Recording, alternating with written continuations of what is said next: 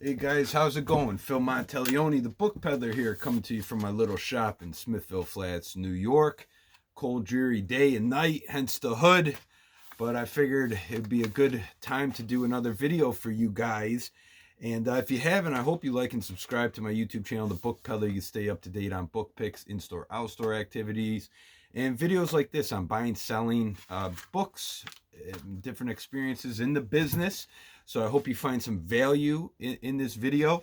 So what I wanted to do was basically my number one viewed video has been buying and selling magazines and how I go about this.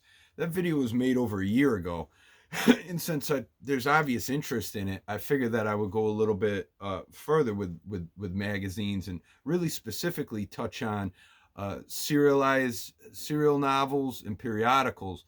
I've learned quite a bit since that video was made. And before I get into the serial novels and whatnot that were published in early magazines, that can be quite valuable, I wanted to touch on things that I did in that video beforehand. I still do find great success in selling magazines in bulk. That has not changed. Now, there are individual ones that I've had really quick turnovers and good cash for. So one of the publications is called George Magazine. I've found a bunch of them this year. I'll show them to you. It was more so like a political entertainment magazine put out by JFK Jr. And there is one George magazine out there. I didn't come across it in this lot that has legitimately sold for $6,000 plus. I forget the title of it, but you can look it up if you have interest in it. But I highly recommend you scoop these up when you find them. And I sell these individually. I don't do bulk on these. They move just fine. Another publication that I've done really well with has been the Fly Tire. I only have, I sell them in sets of 4 by the year. And these have done really well. Only have a couple sets left. So yeah, I still heavily am into the magazines. I scoop them up when I find them. And I still stay away from the Playboys and National Geographics unless if they're very particular ones that I can sell individually. I'm just not a fan of bulking them up. It may work for some people. There's just such a large amount out there, and generally I just don't want to deal with it, is what it comes down to, unless it's worth my time. So now there's also another thing that I wanted to touch upon, is when it comes to particular historical events, whether it's 9/11, JFK, Princess Diana, World War II, you can combine a grouping of different publications, magazines, newspapers, and I think you do quite well just lotting them up together and selling them as a whole. So some people as well, I got to comment on one of the videos to talk about selling ads out of magazines.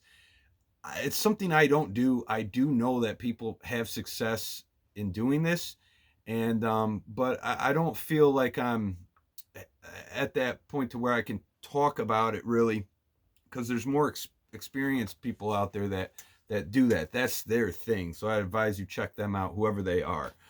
I don't know, but what I wanted to talk to you about was serialized novels and periodicals. Again, it's just adding to the repertoire of your information, so when you're out in the field on a book pick, you're aware of this, because they do come up. And about 8 years ago, I came across some serialized novels of Charles Dickens. I didn't exactly know what they were at the time, and I don't know what happened to them, to be quite honest with you, and I lost out. Obviously, when you hear what they've gone from, I'm going to go over some prices that I found in past auctions. But let's start with what is a serialized novel. Now, at the time of making that video, I was aware of them. I wasn't wicked familiar with them. I had them come in, but now I'm a lot more familiar with them, so I feel like I can speak a little bit more, maybe eloquently, if I even do that to begin with, on the topic itself. So serialized novels were really popular in the 19th century, in early 20th century. There are modern authors that you recognize, but authors of classic works that you'll notice right away. And what they would do is, to break it down in terms of, like, say, a TV series where there's a new show once a week, like The Sopranos, they do installments, right? And it keeps you watching. This was the same thing when it came to serialized novels. And I believe the publishers actually did well. They made more money this way, because I think the public could afford them more readily than purchasing a bound copy. Now, if they were a success, the author would, I believe, usually make corrections, and then it would come out in that bound edition. But in a lot of instances, I'll show you shortly, the first appearances were in serialized novel form. So I actually printed out, and again, it was a piece by piece release. So I printed out a little thing from Wikipedia just to read to you briefly that explains it. I think I explained it pretty well, but I'll go further.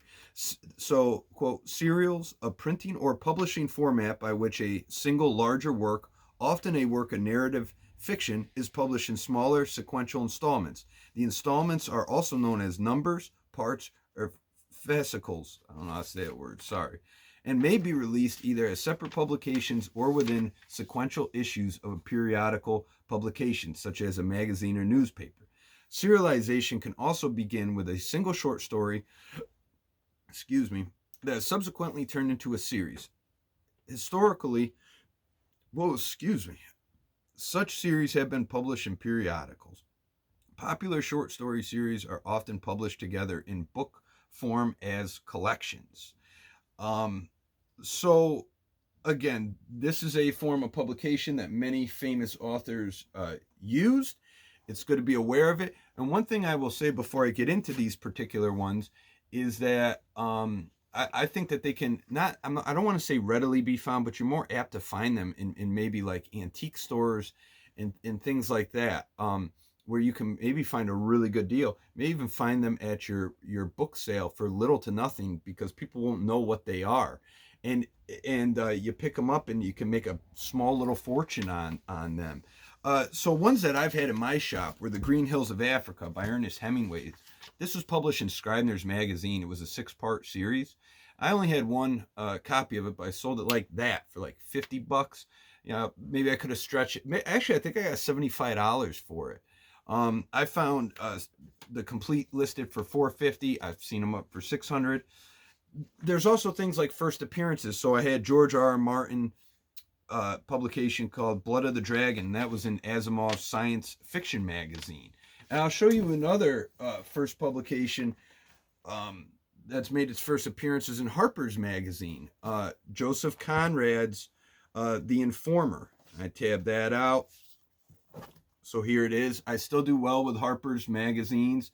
I've been doing well with Peterson magazines. So if you're like in antique shop or a bookshop, maybe, if you find something like this, flip through and see who the authors are, see what the stories are in here.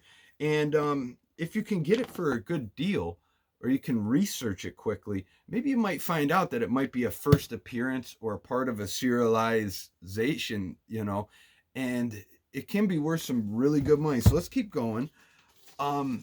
So what I did here was I did a list of titles that I'm sure you guys will recognize that first appeared in magazines at the time. The Raven by Edgar Allan Poe first appeared in American Review, 1845. Volume 1 sold for $1,400 in 2015, a bound version. Volume 1 and 2 for $900 in 2017. Then earlier was 2008, and it sold for $2,600. Charles Dickens' The Pickwick Papers, published over 19 issues from March 1836 to October 1837. On November 28, 2001, a mixed lot of these sold for $1,700. Sherlock Holmes by Sir Arthur Conan Doyle was published in the Strand magazine. And there was different, I guess I'll say presentations, like bound versions and then loose ones. But the bound one from 2018 was 15 volumes and sold for $750. Then there was a first publication of 8 of Holmes's stories, 11 copies total. There were soft covers and blue wraps, and they sold for $1,400 in 2018. A publisher's binding, volumes 1 through 74, probably the whole lot, which contained the first appearances of Sherlock Holmes' stories. In 2015, sold for $5,000. As I'm saying, there's some good money in this. Uncle Tom's Cabin by Stowe, the National Era newspaper, a total of 40 publications. In 2016, sold for $4,400. In 2020, 26 parts sold for $1,800. And there are many, many other forms of serialized novels of famous authors in titles. The Count of Monte Cristo, 20,000 Leagues Under the Sea, Wilkie Collins, The Moonstone, The Jungle, Ulysses.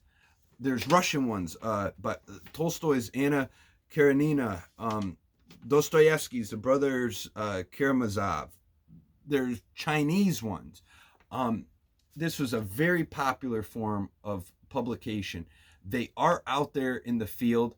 I tend to think they're pretty sparse, but nonetheless, they're out there. Modern ones would be Truman Capote, In Cold Blood, Fear and Loathing in Las Vegas by Hunter S. Thompson. So, I wanted to basically bring awareness to, I don't know, collectors, sellers, whatever you may be doing out there. If you might not know, just to give you a window into this avenue of it, basically, that there's always a collector's market for these things and a particular type of popularity. And again, they're making their first appearance before they were bound, and can be quite valuable, as you've seen there. So I think that's going to be it for the video. I hope you found value in this video. If you did, I hope you like and subscribe. Leave some comments. Maybe I do know a particular individual, Mr. Mook out in Kentucky. He's got the Raven serialization. And I believe he found that in an antique shop years ago. The finds are out there. You just got to train your eye to see them, basically, and know quality when you're holding it. And again, if you have doubts or whatever that case may be, if you come across old bound ones or old little pamphlet looking ones, just take a minute to look up who's writing them. The more you handle the material, the better you're going to get at this, and the more success that you're going to have. The better buys, the better finds. You're going to develop an eye for it, and I know I have.